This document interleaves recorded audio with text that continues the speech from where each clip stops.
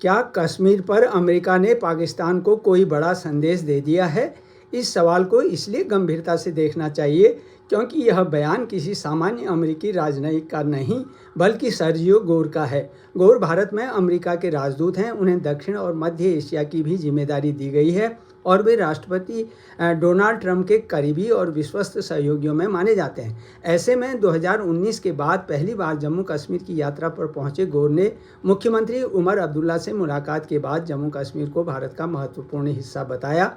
तो इसके कूटनीतिक निहितार्थ गहरे हैं। पहला संदेश जो है पाकिस्तान के लिए है, जो कश्मीर मुद्दे को लगातार अंतर्राष्ट्रीय मंचों पर उठाता रहा है। खास बात यह है कि अमेरिका और पाकिस्तान के संबंध फिलहाल बेहतर बने हुए हैं, फिर भी कश्मीर की धरती पर अमेरिका के इस वरिष्ठ प्रतिनिधि का यह स्पष्ट बयान पाकिस्तान के लिए असहज करने वाला है।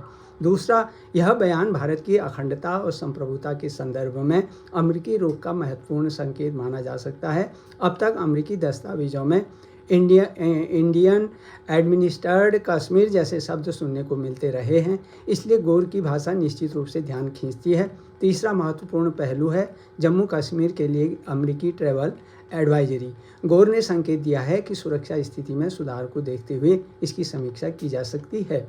अगर इसमें बदलाव होता है तो यह जम्मू कश्मीर के बदलते सुरक्षा माहौल का एक महत्वपूर्ण अंतर्राष्ट्रीय संकेत होगा। लेकिन इस पूरे घटनाक्रम का सबसे दिलचस्प पहलू उमर अब्दुल्ला से जुड़ा है। गोर के दौरे से कुछ दिन पहले ही उमर अब्दुल्ला ने पीओके के लोग आज उन्होंने कहा था कि अगर अनुच्छेद 370 नहीं हटाया गया होता तो पीओके के लोग जो हैं आज जम्मू कश्मीर के साथ जुड़ने के लिए प्रदर्शन कर रहे होते।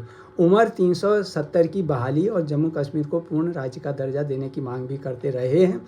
ऐसे में एक तरफ उमर 2019 के फैसले को बड़ी नीतिगत भूल बताते हैं और दूसरी तरफ अमेरिकी राजदूत उसी कश्मीर की धरती पर जम्मू कश्मीर को भारत का महत्वपूर्ण हिस्सा बताते हैं। इसलिए गोर का यह बयान केवल एक राजनयिक टिप्पणी नहीं है, इसमें पाकिस्तान, चीन और कश्मीर पर अमेरिकी रणनीति के लिए भी संकेत छिपे हो सकते हैं।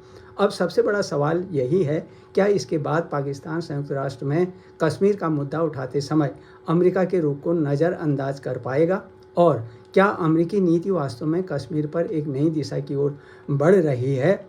आने वाला समय जो है इसका जवाब देगा। आप इस बारे में क्या सोचते हैं? कमेंट बॉक्स पर अपनी टिप्पणी अवश्य दें और इसके अलावा यदि जानकारी उपयोगी लगे तो इसे शेयर, लाइक और सब्सक्राइब भी करें और मेरी पुस्तकों का लिंक जो है डिस्क्रिप्शन पर भी देखें।